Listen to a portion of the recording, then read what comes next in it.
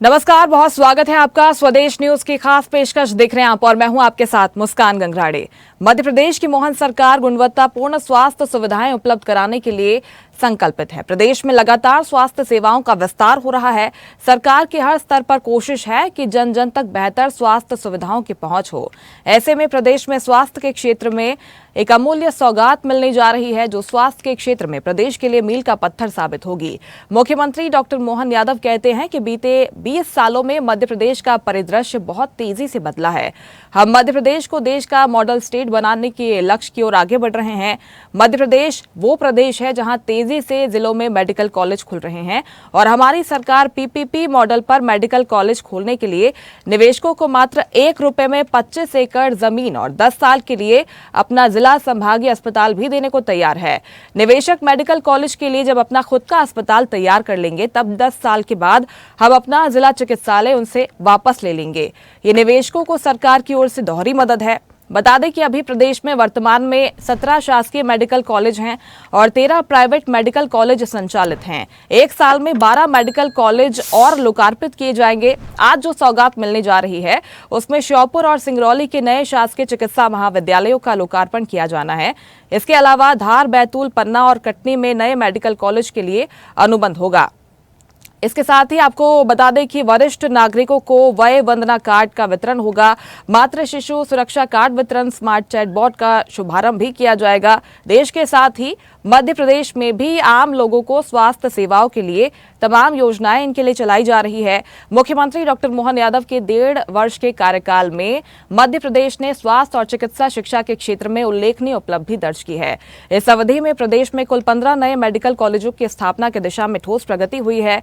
इनमें से सिवनी, नीमच और मंदसौर में मेडिकल कॉलेजों का लोकार्पण हो चुका है, तो वहीं आज श्योपुर और सिंगरौली मेडिकल कॉलेज का लोकार्पण भी किया जाएगा। बता दें, प्रदेश में उज्जैन, बुधनी, राजगढ़, मंडला, छतरपुर और दमोह में मेडिकल कॉलेजों का निर्माण कार्य तीव्र गति से प्रगति पर है। इसके अतिरिक्त धार, कटनी, बैतूल और पन्ना में मेडिकल कॉलेजों की स्थापना पीपीपी मोड पर की जा रही है। चिकित्सा शिक्षा की अधोसंरचना का विस्तार अभूतपूर्व रूप से हो रहा है, जिससे चिकित्सकीय मैन पावर की उपलब्धता में वृद्धि होगी और स्वास्थ्य सेवाएं सुदृढ़ होगी। मुख्यमंत्री डॉक्टर मोहन यादव ने इस पर और क्या कुछ कहा है, वो पहले सुनवाते हैं आपको, इसके बाद चर्चा की शुरुआत करेंगे।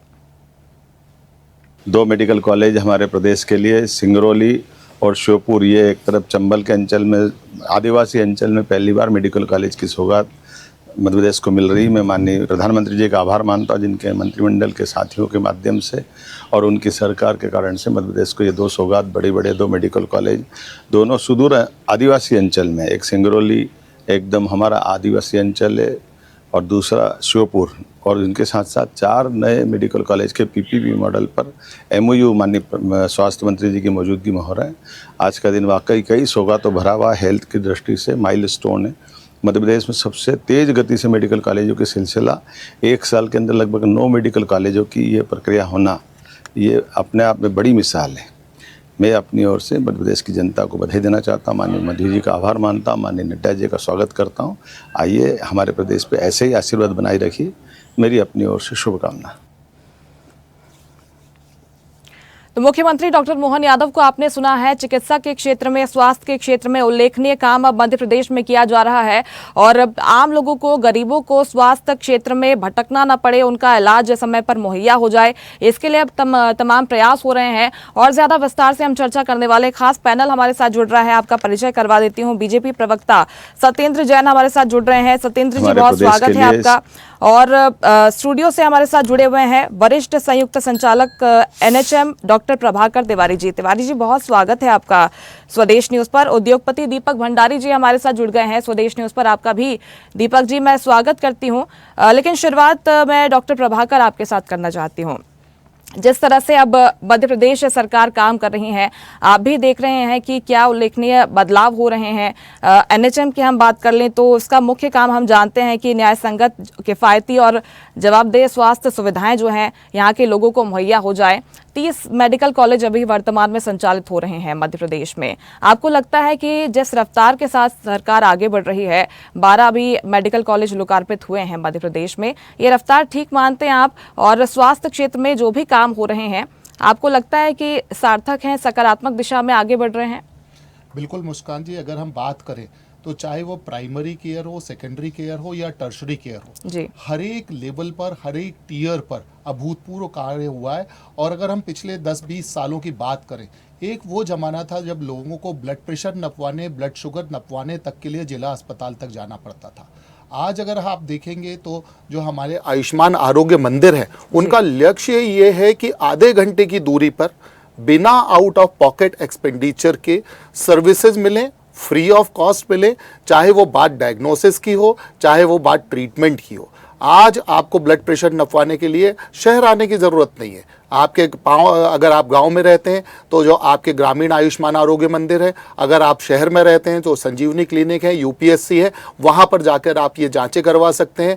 लगभग 100 के करीब जांचें हमारे प्राइमरी सेंटर्स पर और लगभग 17 जांचें हमारे आयुष्मान आरोग्य मंदिरों में ग्रामीण क्षेत्रों में उपलब्ध हैं। और ये सब की सब निःशुल्क हैं, इनकी क्वालिटी अनमैच्ड है। अगर आप किसी भी दूसरे राज्य से या दूसरे इवन देशों से आप इनको कंपेयर करें तो अनमैच्ड सर्विसेज हैं। अगर आप बात करें सेकेंडरी और टर्शरी लेवल के, आपने देखा होगा कि हमारे प्रदेश में पहले जब रीनल ट्रांसप्लांट तक के लिए लोगों को बाहर जाना पड़ता था, रीनल ट्रांसप्लांट, लीवर ट्रांसप्लांट, यहाँ तक कि कार्डियक ट्रांसप्लांट हम लोग अपने प्रदेश में भोपाल और इंदौर में कर रहे हैं। जहाँ एक समय ऐसा भी था कि लोग इन सब चीज़ों के लिए दिल्ली, मुंबई, बड़े शहरों की ओर रुख करते थे, पर वो सब अब भोपाल, इंदौर जैसे प्रदेशों में, हमारे शहरों में उपलब्ध है।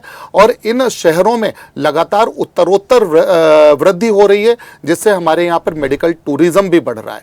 और साथ ही जो नए मेडिकल कॉलेजेस खुल रहे हैं, कभी हम लोग कहा करते थे कि हमारे पास डॉक्टरों की कमी है, मुझे पूरी उम्मीद है कि अगले 5 से 10 साल में परिदृश्य पूरी तरह से बदल जाएगा और हमारे पास न केवल अपनी सुविधा के लिए डॉक्टर्स उपलब्ध होंगे, बल्कि हम दूसरे प्रदेशों को भी अपने यहाँ से डॉक्टर दे पाने की स्थिति में होंगे। तो इसलिए मेरा तो यही मानना है कि हमने जो प्रगति पिछले 10, 15, 20 वर्षों में देखी है वो अभूतपूर्व है और लोगों के लिए ये एक बहुत ही पॉजिटिव चेंज है। बिल्कुल, निश्चित तौर पर। और इसकी जो कोशिश यही है, प्रयास यही है कि जन जन तक स्वास्थ्य सेवा की पहुंच हो, इलाज के लिए किसी को कम से कम भटकना ना पड़े, चाहे वो कोई भी तबके से आता हो। सत्येंद्र जी, आपसे मेरा सवाल है, जिस तरह से हम देख रहे हैं कि अब मेडिकल कॉलेज का लोकार्पण हो रहा है, अभी 30 मेडिकल कॉलेज, जहां तक अगर मेरे आंकड़े ठीक हैं तो संचालित हो रहे हैं, लेकिन 12 नए मेडिकल कॉलेज लोकार्पित किया जाना है और लक्ष्य सरकार ये लेकर चल रही है कि हमको हर जिले में एक मेडिकल कॉलेज होना है, एक मेडिकल कॉलेज हर जिले में मौजूद हो। ये लक्ष्य है सरकार का। मुख्यमंत्री बार बार ये बात कहते हैं। ये रफ्तार ठीक मानते हैं आप, और कब तक ये लक्ष्य पूरा हो जाएगा? को शीघ्र पूर्ण किया जाएगा। और आप देखिए, वही मध्य प्रदेश है जिस मध्य प्रदेश में आरोग्य की दृष्टि से बहुत मंथर गति से काम चल रहा था, वंटा ढार था स्वास्थ्य की दृष्टि से। स्वास्थ्य हो, शिक्षा हो, बिजली हो, सड़क हो, पानी हो, ये सब में बहुत ही दुर्गति थी एक तरह मध्य प्रदेश में। लेकिन इसको जब से भारतीय जनता पार्टी को जनता ने, भगवान रूपी जनता ने आशीर्वाद दिया और हमें सेवा करने का अवसर मिला, और हमने सत्ता को साध्य नहीं माना, सत्ता को माध्यम माना, सेवा का माध्यम माना, जिसमें कि हम अपने मध्य प्रदेश की भगवान रूपी जनता की सेवा कर सकें और मध्य प्रदेश को मंदिर मानते हुए मध्य प्रदेश का सर्वांगीण विकास करें, वहां पर अधोसंरचना का विकास करें। इन सबको करते हुए स्वास्थ्य की दृष्टि में भी आमूल चूल परिवर्तन किया गया है। ये वही मध्य प्रदेश है जहाँ 4 मेडिकल कॉलेज भी ठीक से काम नहीं करते थे और मात्र 200-250 ही एमबीबीएस निकलते थे साल भर में। आज वैसी मध्य प्रदेश को हमने आज 5000 से ज्यादा एमबीबीएस की सीट्स हो गई हैं और भी सीट्स बढ़ाते जा रहे हैं। कॉलेज भी हमने बढ़ाए हैं। आज लगभग 50 कॉलेज हो जाएंगे, प्राइवेट और गवर्नमेंट सब मिला करके। 30 से ज्यादा कॉलेजेस अभी हो रहे हैं गवर्नमेंट और प्राइवेट मिला करके। निकट भविष्य में 50 हो जाएंगे और ज्यादा। तो मुख्यमंत्री डॉक्टर मोहन यादव जी की गति को, परिमाण को आप इस बात से समझ सकते हैं कि उनके ही इस कार्यकाल में, आज जब लगभग 20 महीने ही उनका कार्यकाल हुआ है, उस कार्यकाल में 18-1.5 साल से ज्यादा का कार्यकाल है, तो उसमें ही उन्होंने 10 से ज्यादा मेडिकल कॉलेज हो चुके हैं नए आरंभ। और आज देखिए 6 मेडिकल कॉलेज, 2 का तो लोकार्पण हो गया।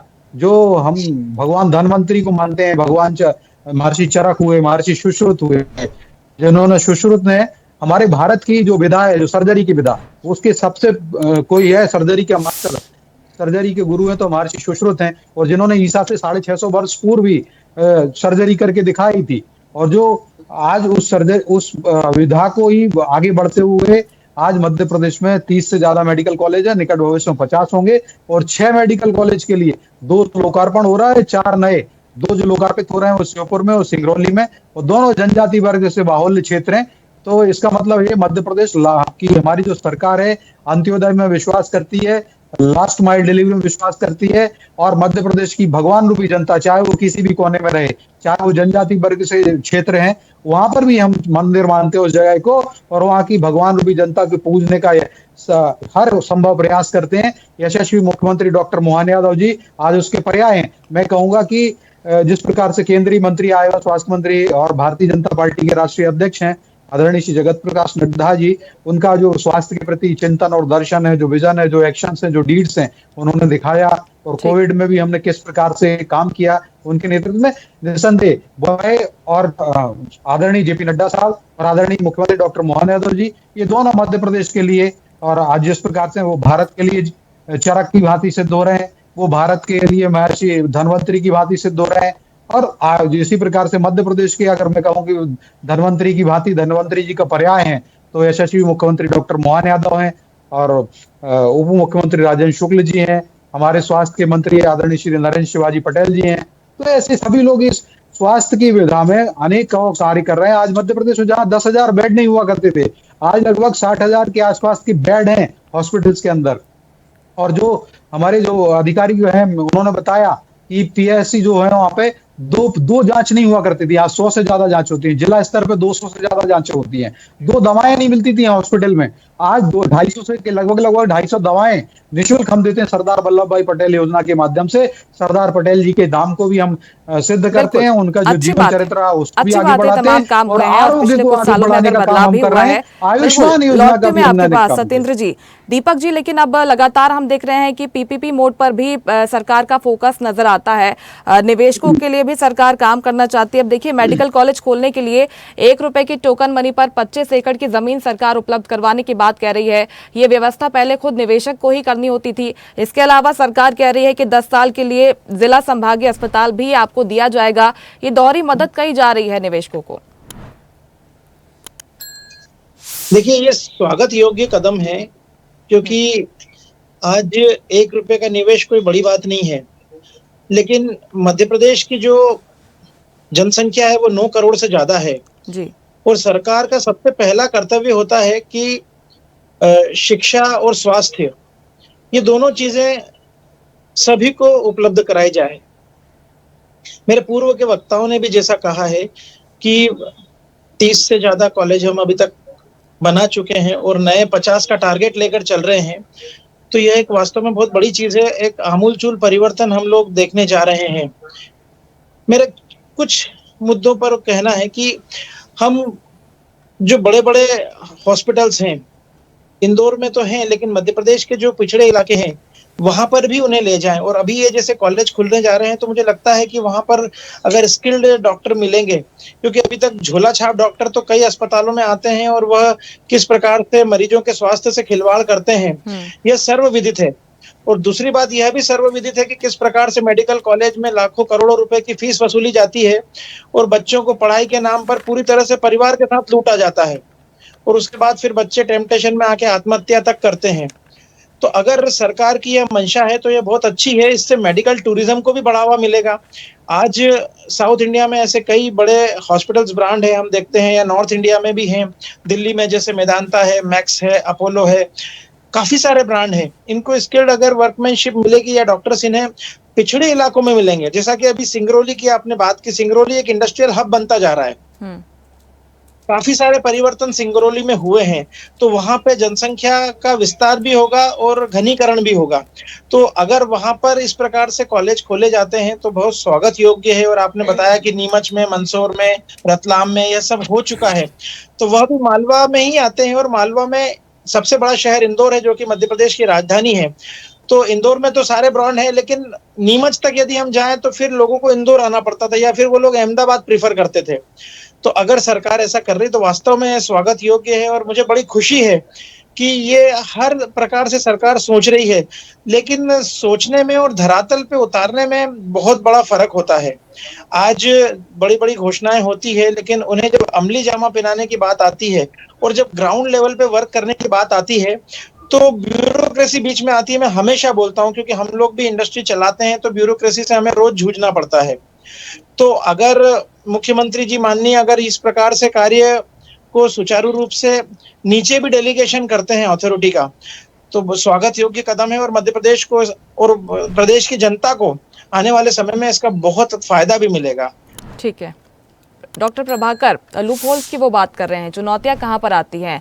सरकार तो अपनी तरफ से अच्छे निर्णय लेती है, लेकिन कहीं ना कहीं पर जो लूप होल्स आते हैं, चाहे हम झोला छाप डॉक्टर्स की बात कर लें, कौशल विकास की बात कर लें, ट्रेनिंग की बात कर लें, उस पर आपको लगता है कि काम नहीं हुआ है और काम होना चाहिए? देखिए, बात जहाँ तक लूप होल्स की है, अभी जैसे भंडारी जी ने कहा, मुझे ऐसा लगता है कि जो सबसे बड़ी दिक्कत है वो होता है कम्युनिकेशन गैप।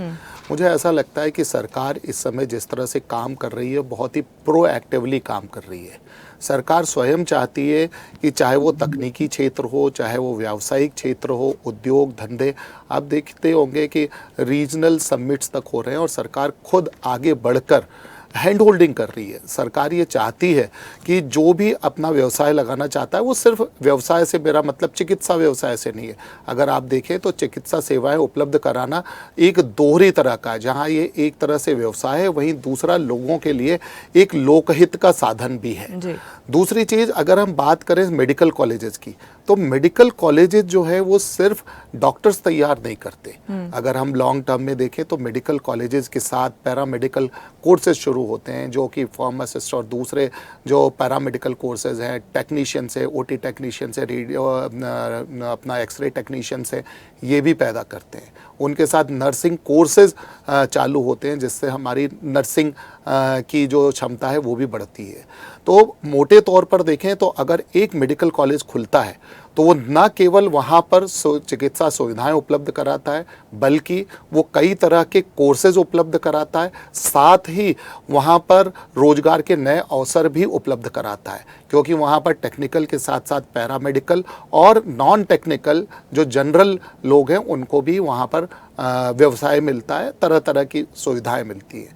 रही बात इसकी, जो आपने कहा, जो भंडारी जी की एक चिंता थी कि हमें बार बार जूझना पड़ता है, मुझे ऐसा लगता है, मैंने खुद भी जेलों में कई लंबे समय तक काम किया है, कम से कम 7-8 साल तक मैं अलग अलग जगहों पर CMHO भी रहा हूँ, और मैंने जो हमारा जिला प्रशासन है, कलेक्टर्स हैं, उनको बड़े ही नज़दीकी से देखा है, और मैंने ये भी देखा है कि जब भी उनके पास कोई प्रपोज़ल आता है तो वो कितने उत्साहित होते हैं और कितनी जल्दी उसको एकम्प्लिश करने का प्रयास करते हैं। तो मुझे मोटे तौर पर ऐसा लगता है कि चाहे बात वो सरकार की हो, चाहे वो बात ब्यूरोक्रेसी की हो, चाहे वो टेक्निकल ऑफिसर्स की हो, वो सभी चाहते हैं कि उद्योगपतियों से हाथ मिलाकर, जैसे आपने अभी खुद अपने उसमें बताया फील्ड में कि हम PPP मोड पर भी मेडिकल कॉलेजेस ला रहे हैं, तो इसका मतलब है कि सरकार खुद चाहती है कि उद्योगपतियों से हाथ मिलाए और जो हमारे नागरिक हैं उन नागरिकों को अच्छी से अच्छी स्वास्थ्य सुविधाएं उनके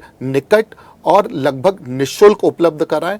और साथ ही साथ अगर आप देखें तो सिर्फ सुविधाएं उपलब्ध कराने तक ही सीमित नहीं है। अगर बात पेशेंट ट्रांसपोर्ट की हो, आप देखें निःशुल्क ट्रांसपोर्ट, अगर किसी को डिलीवरी होनी है, कोई पेशेंट ऐसा है जिसका एक्सीडेंट हो गया है, उसको लाने ले जाने की सुविधा सरकार फ्री ऑफ कॉस्ट दे रही है। तो बात अगर हम करें तो पेशेंट को लाना, ले जाना, उसकी जांचें करवाना, उसको मेडिसिन अवेलेबल करवाना, अगर उसको किसी ऑपरेशन या दूसरी चीज़ों की ज़रूरत है वो उपलब्ध कराना, हर एक जगह पर सरकार लगातार काम कर रही है।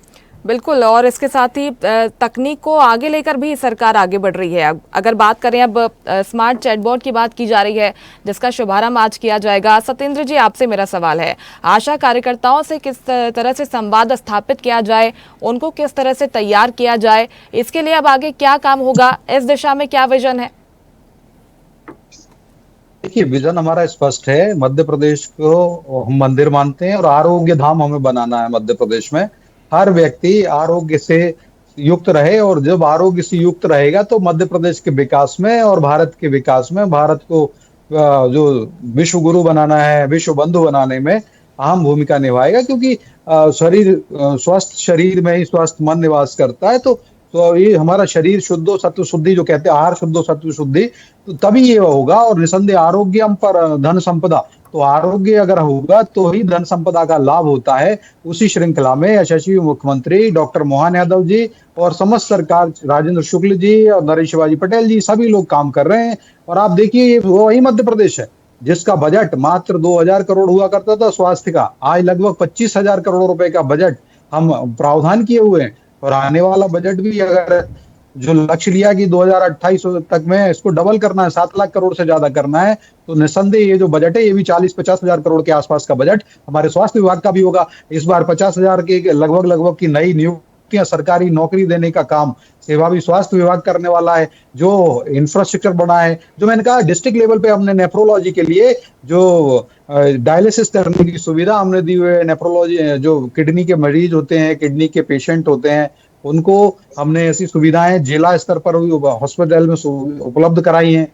और जो सुपर स्पेशलिटी हॉस्पिटल है वहां पर तो देखिए हार्ट के ऑपरेशंस होते हैं, अनेक क्रिटिकल ऑपरेशंस भी मध्य प्रदेश के शासकीय हॉस्पिटल्स में हो रहे हैं। यह सब कहीं ना कहीं भारतीय जनता पार्टी की पूर्ववर्ती सरकार आदरणीय शिवराज सिंह चौहान जी की और अभी वर्तमान में डॉक्टर मोहन यादव जी की सरकार वो प्रतिबद्ध है और झलक रहा है। पिछले कई सालों में हमने देखा है कि अच्छे बदलाव हुए हैं। जी बिल्कुल ठीक कह रहे हैं आप, सकारात्मक बदलाव हुए हैं मध्य प्रदेश में, क्योंकि सरकार के पास एक विजन है। सरकार प्रदेश की जनता के हित में लगातार प्रयास कर रही है। और आज का दिन कह सकते हैं कि चिकित्सा के क्षेत्र में, शिक्षा के क्षेत्र में एक नया अध्याय जुड़ने वाला है। बहुत शुक्रिया आपका सत्येंद्र जी जुड़ने के लिए, बातचीत के लिए। डॉक्टर प्रभाकर आपका भी बहुत शुक्रिया जुड़ने के लिए, बातचीत के लिए। दीपक जी आपका भी बहुत शुक्रिया स्वदेश न्यूज पर जुड़ने के लिए। तो स्वास्थ्य सेवाओं का मध्य प्रदेश में विस्तार हो रहा है।